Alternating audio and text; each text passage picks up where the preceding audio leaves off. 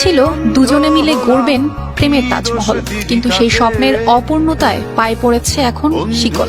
তাও আবার 1-2 বছর নয়, 20 বছরেরও বেশি সময় ধরে কাটছে এমন বন্দি জীবন। হতভাগা এই প্রেমিক শরীয়তপুর জেলার নড়িয়া উপজেলার দক্ষিণ ডিঙামানিক গ্রামের ছেলে কামাল শেখ। প্রেমিকাকে হারিয়ে জীবন কাটছে মানসিক ভারসাম্যহীন হয়ে। ইতিহাসে অমর হয়ে আছে লাইলি মজনু কিংবা শিরি ফরহাদের প্রেম কাহিনী, কিন্তু কামালের প্রেম ভালোবাসার গল্প কাহিনীও যেন কম যায় না। ভালোবাসার মানুষটির অন্য জায়গাতে বিয়ে হলে মানসিক বিপর্যয় নেমে আসে কামালের জীবন। মনের মানুষকে ভুলে থাকার জন্য পরিবারের পক্ষ থেকে অন্যত্র বিয়ে করালেও ভুলতে পারেননি ভালোবাসার মানুষকে। প্রেমের বিরহ ভুলে থাকতে একসময় আসক্ত হয়ে পড়েন নেশায়, হারিয়ে ফেলেন মানসিক ভারসাম্য। কামাল ছিলেন অনেকের চেয়ে ভালো মনের মানুষ। স্বাভাবিক মানুষদের মতোই তিনিও কাজ করে পরিবারের হাল ধরেছিলেন, কিন্তু হঠাৎ প্রেম নামক এই অভিশাপের মুখে পড়ে হারিয়ে ফেলেন নিজের অস্তিত্ব। ভালোবাসা যত সুন্দর ঠিক ততটাই ভয়ঙ্কর।